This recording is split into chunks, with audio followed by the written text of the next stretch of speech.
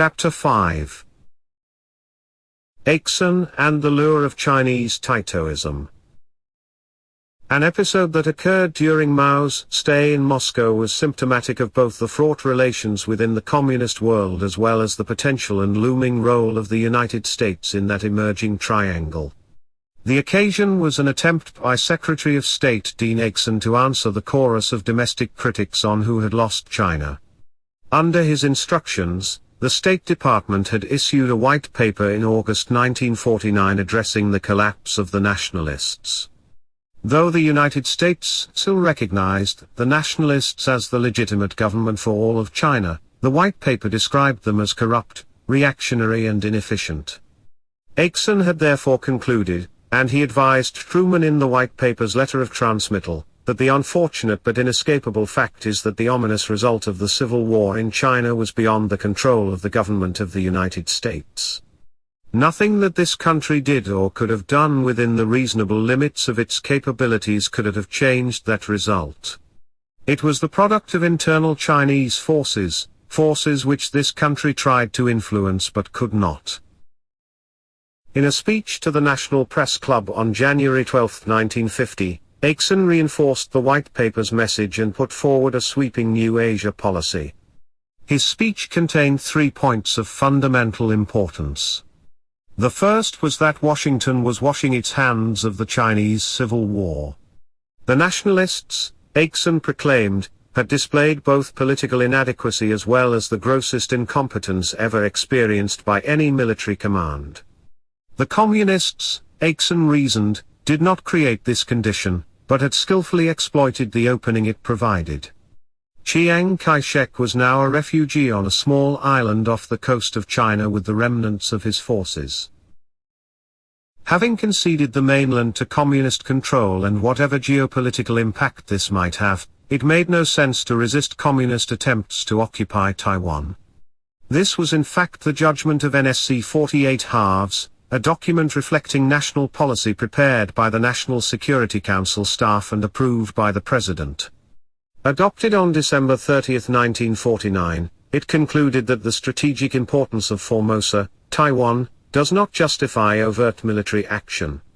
Truman had made a similar point at a press conference on January 5. The United States government will not provide military aid or advice to Chinese forces on Formosa.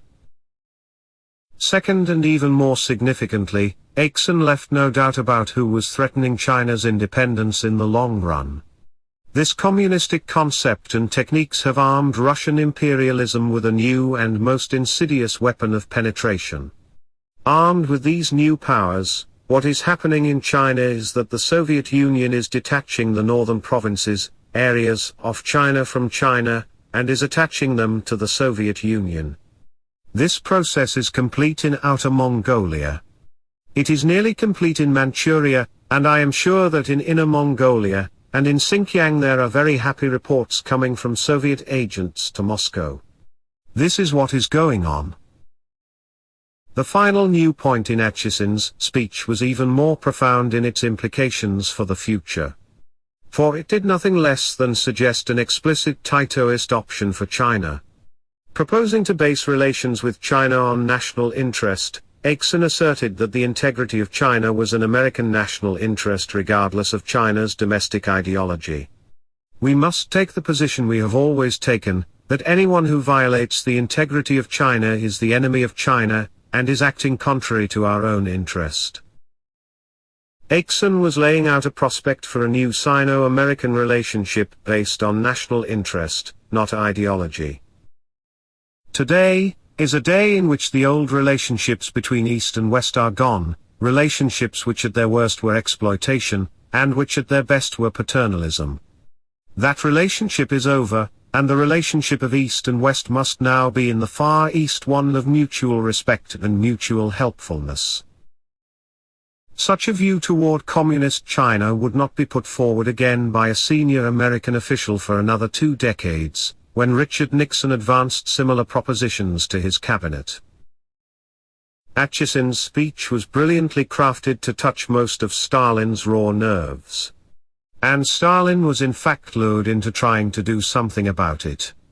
He dispatched his foreign minister, Andrei Vyshinsky, and his senior minister, Vyacheslav Molotov, to call on Mao, still in Moscow for the alliance negotiations, to warn him of the slander being spread by Acheson and, in effect, inviting reassurance. It was a somewhat frantic gesture, not in keeping with Stalin's usual perspicacity. For the very request for reassurance defines the potential capacity for unreliability of the other side. If a partner is thought capable of desertion, why would reassurance be credible? If not, why would it be necessary? Moreover, both Mao and Stalin knew that Acheson's slander was an accurate description of the current Sino-Soviet relationship. The Soviet pair asked Mao to disavow Acheson's accusations that the Soviet Union might seek to detach parts of China, or a dominant position in them, and recommended that he describe it as an insult to China.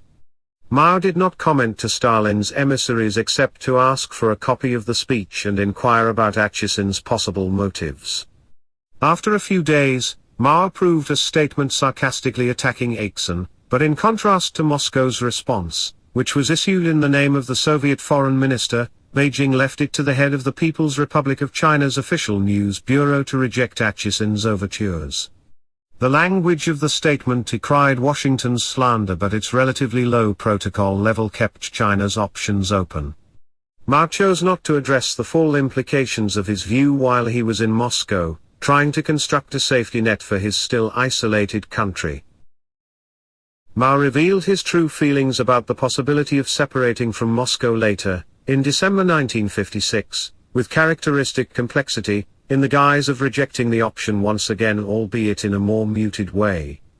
China and the Soviet Union stand together. There are still people who have doubts about this policy.